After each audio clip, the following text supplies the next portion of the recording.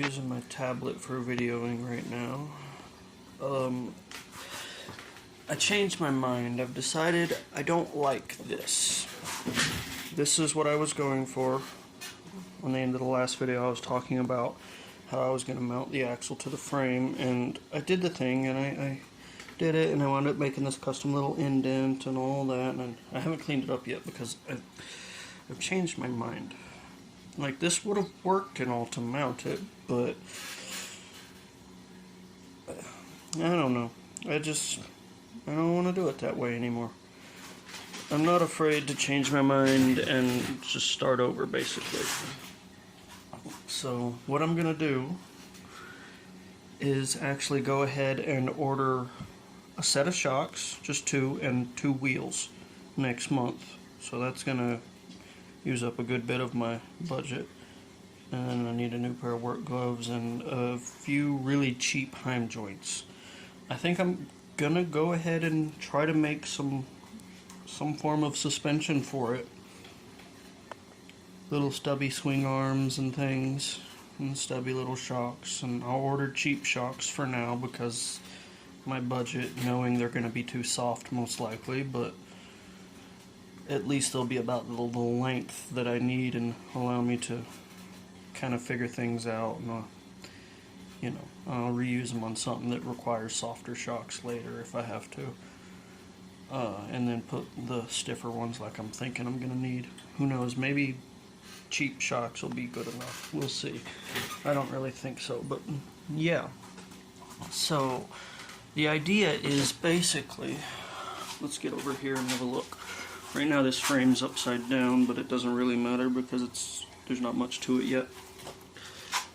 But the idea is most likely through this month I'm going to be rebuilding this a little at a time, trying to make sure I leave most of these in their place. So tacking, well, they're already held up, so like cutting off one side at a time, replacing it with this square tubing, and rebuilding it to where it's beefier, better, looks better, easier to attach stuff to, and try to square it up a little better throughout this month. Just continue working on that because I have enough square tubing for it. And with the idea in mind of having a center stubby swing arm. I keep going back and forth. If I'm gonna do suspension, having a shock here and a little stubby swing arm here or in the front, either way. But then I'm thinking, if I want it to pivot this way with both wheels, I want it to be able to pivot not just this way with both wheels, but this way with, each wheel. And if I do it one way, it'll only be able to pivot this way with both wheels. You lift this wheel, that other side will come up with it. But if I do a center, or if I do Heim joints on 2 separate stubby swing arms, it'll be able to kind of do that. But I figured I could save myself some money by using a beefier center Heim joint right here, coming off the mount, the pivoty mount. So the Heim joint will be facing with the circle bit that way, so that it can still rotate this way, and then I'll have a piece coming off, a little stubby swing arm that only pivots this way. It does not pivot this way. That'll just be for the part in the middle there. And then it'll be mounted to a piece comes across somewhere. So I'll have to figure out the geometry, make sure I've got bump stops, which I've got plenty of car tire over there to cut up and make decent bump stop little pads. So that's fine, that's what I'll use if I have to. Yeah, so that's what I'm thinking I'm gonna do, and just have a beefy single little stubby, and it will only be able to pivot out back here in one direction, which will keep it from swaying too much if I make this beefy enough anyways. And then I'll have to use a good Heim joint for the middle there, not some cheap little tiny one. And it'll be able to pivot this way and this way, and then the little tiny shocks on each side I think that's what I'm gonna do. Having just the one mounting point though is kind of the one swing arm, kind of scary. But I'm thinking if I fork out the money or rebuild the core to the shocks, like the actual not spring part, I don't know what it's all called, and make sure all that's sturdy and make sure that when it goes down it's not going to rip itself apart, it should be okay. I don't know. I need your help. Somebody comment, give me some suggestions on some single swing arm, center, simpler, or something that's simple. I need to figure out the suspension. If I'm gonna go ahead and do suspension, I need to figure out the simplest, most efficient way to do it that's sturdy. Like, I don't want to go all out and build a shit ton of stuff. That's why I didn't want to use these the way they are. Like, that's just not what I want. That's too many moving parts, too much. That's why I was tending to go against suspension to begin with. But I just got done going on like a 56-mile trip yesterday to a doctor's appointment on my other scooter, and that killed my back and my arms and everything. Even though it's got a comfy seat, riding that long with non-adjustable seating position and a upright position and all that, it was just not great. So that changed my perspective on suspension for this project. I absolutely want to start it with suspension. So that means I've got to figure it out. And yeah, I might need some suggestions, some help. I'm too stubborn to go and Google things or look up other people's designs, but written word I'm not. Like, I'll read if you comment or something. I'll see if there's anything that might help me there. I don't like to do my research when I'm building stuff because I like to figure it out as I go and fail. The failing is part of the fun. Like with that starter frame, like, look how flimsy it is. I cut out one of them. Oh. Sorry, I dropped the tablet. This thing is annoying to hold. It's too big. But I cut out one of the pieces there, all ready to use for making that other piece. But that thing was only the starter frame, like I said, to get me ideas, and I'm not afraid to do that. Like, that's fine. It's not even square this dimension. It warped like crazy after I made it.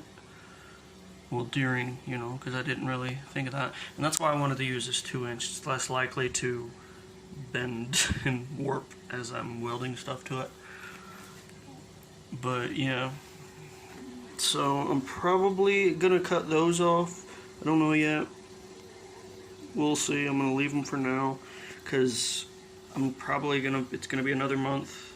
There's a reason I keep saying this project's gonna take me almost 2 years, because I'm taking my time with it. I'm thinking things through. I'm trying ideas and then letting it evolve a little at a time. Like, trying a little bit, failing at that idea, seeing if that's how I like it, change it up if it's not. Like, I'm taking my sweet time with it because I want this to be comfortable and robust and good. So I don't care how much money it costs in the long run. I want it to be what I want. So that's basically why I'm doing this the way I'm doing it. So this front end has been the most annoying part this whole time, but I think I've got it sorted. So most likely I'm gonna cut off one side all the way across. So let's move that. Those are actually, that's tacked on pretty dang good. I can't twist them off. Okay, anyway, so most likely one side at a time all the way across is going to get cut off, replaced with a piece of square tubing.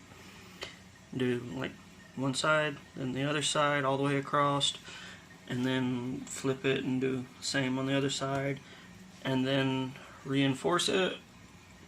Probably leave the little stubby of round because it's not hurting anything and it won't look too terrible in the middle of the, it'll be fine.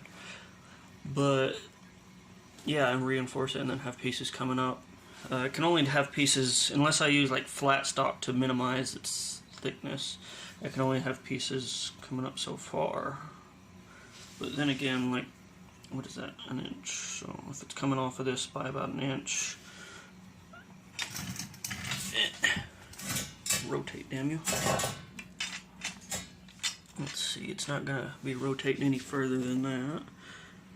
I could probably, yeah, I could get away with, let's see, all the way forward. Well, it wouldn't be able to be right in line with that most likely, but yeah, I could get away with adding a whole piece of square tubing on the outside of the other piece of square tubing, not directly under it, because then it would interfere. I'd have to notch it or something. Or just move it back further. Could just move it back further.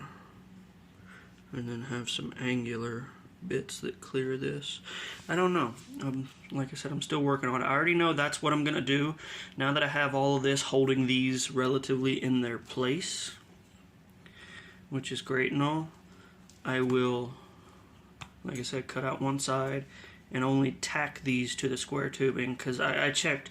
This is the same gauge as what I'm currently using, believe it or not. So it's like, why not? That's why I was afraid to use the square tubing. It's because it's 16 gauge. I was like, that's thin and flimsy, but that's what they're using. It's round and more different and smaller diameter, which does equate to a stronger bit. But, if I do it right, or do it good enough anyways, it'll be fine, because it's the same thickness. So yeah, I'll just use that. And yep, going all the way across and then across, and because that should be easy enough. Just angle grinder. Probably have to take the angle grinder in this way too. Cut a little notch out and down, and then just slice and cut the piece of square tubing the proper length and drop it on there, because there's room for it on this hole. While it's mounted, there's room. And the same thing on the front. Well, there's room for it on the front, but I'll have to do a thing in the middle after it's done, so that I can still get to. I'll wait till after it's done, and then I'll figure out how I want to still have access to both the bottom and the top drain plug bolts or whatever. So they'll be covering that for now, or for when I do it on, but I'll change that up afterwards. So that's, yeah, sorry for the rambling. It's going to be another month or so till I make any real big significant progress. That bit that I keep talking about will get done this month at some point, just not today. Maybe tomorrow, I don't know. I'm in a lot of pain. Like I said, I went a long distance on my other scooter. It's actually the first long distance ride I've made on it since I added the solar panel and the other battery and stuff. Before, when it was just a trike, when it was no roof, no solar panel, and just the 84 volt battery, and it was all lighter weight and stuff, it could go around 80-mile range. And then I added all the heavy stuff to it and extended the frame, and I made it really heavy, but I also added more power to it. Another battery and a solar system, a solar panel and all that, and made it self-sufficient. So I was wondering what its range would be since I did all that, and I had a doctor's appointment. I couldn't get a ride to it, and it was like 20-something miles away, like 26. And then I made a little separate trip while I was in town to go to the grocery store and stuff, so I added a few miles onto that. So I might have went like 60 miles total, I don't know, something like that. Maybe more like 56, I can't remember. I'll have to do the math, or look on the map and see. But it made it just fine. I was worried it would be dead and I'd be stuck letting it sit and charge. And that was on a cloudy day. So with the solar setup was just useless basically. And it was just the two batteries, the 12 volt 100 amp hour lithium battery and then the 84 volt 20 amp hour lithium battery. And I just had a way to dump the power from the 12 volt one to the 84 volt one. And that's what I was doing. And it worked. I mean, it goes, that battery, the 84 volt one, drains down to 65 volts. Last time I drained it completely dead was on the full suspension mountain bike. Like, the thing went like 45, 50 miles an hour. Something like that. I have a video on it. It was pretty cool. I drained it completely dead one day, but it still made it home like 8 miles. Just kind of, I had to put it up on the sidewalk and barely, but I didn't have to walk it. But it was dead. So that was 65 volts, I think. And I only drained it down to 71. So with the continuously, so once I got to the other town, went the 20 some odd miles, I flicked on the switch and started dumping power from the 12 volt battery, the 100 amp hour, into the 84 volt. Because I know for a fact it uses about half of my 84 volt battery just to make that journey. So I immediately started recharging because I knew that since I added all that extra weight, it probably wouldn't make it back. So I don't know what my true range is. It might still be around 80 miles. It might be more, might be a little less. I don't know yet. But I know the dang thing will go around 50 something, 56 to 60 miles range, which is pretty cool. And it did that mostly at around 22 miles an hour.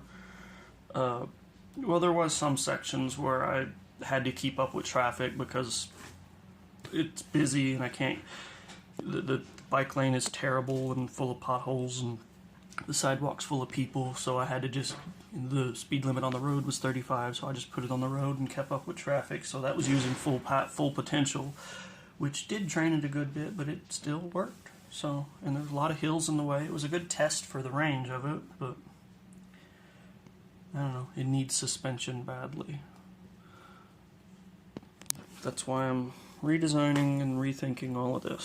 So leave a comment, please. Let me know some suggestions, some ideas. Maybe post a link if you got one. I don't know. I don't know. I want suspension. My back hurts. Now, I was just going to add suspension to the seat and just be like a riding lawnmower with the springs under the seat. Because basically that's the type of seat I'm putting on it. Just a fancier one than a standard riding lawnmower seat. It's like a $200 seat that I got on watch I'm going to get eventually.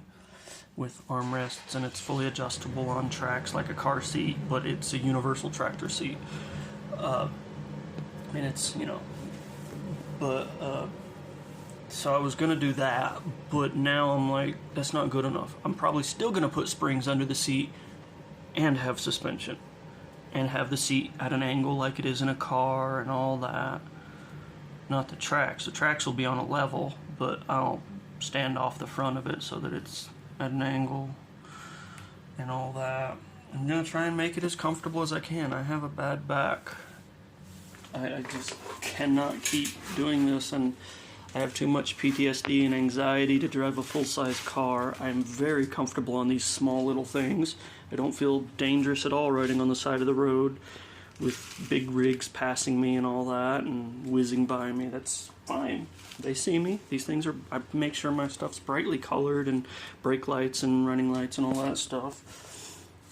If I get hit, I get hit. There's just as much, there's less chance of getting hit on something smaller on the road than there is on something bigger, as long as you build the something smaller capable of moving out of the way or making sure it's not. A bicycle isn't really safe for constant traveling unless you're on the sidewalk or well out of the way. But for me, I like to merge and mingle with traffic every now and then because it's more efficient to get to my destination. And so yeah, building them a little beefier is always better. But I like having more room to maneuver. It gives me less anxiety.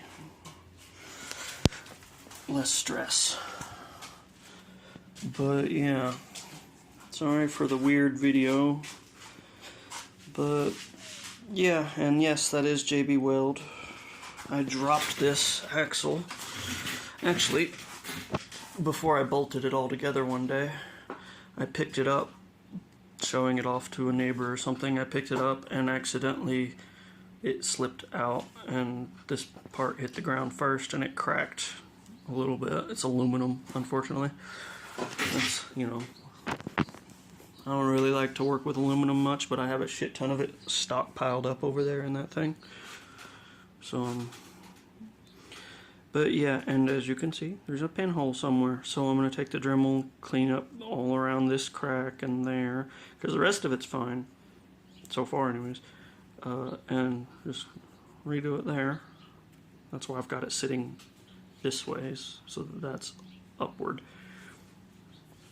But, yeah, it's fine. The little crack wasn't too structural. It was just a little tiny hairline crack, and JB Weld is used on engines and things to help them from cracking under vibration and whatnot, so even like before it ever breaks, you just slather the walls of them in this, and that helps them because it's somewhat more flexible and reinforces it.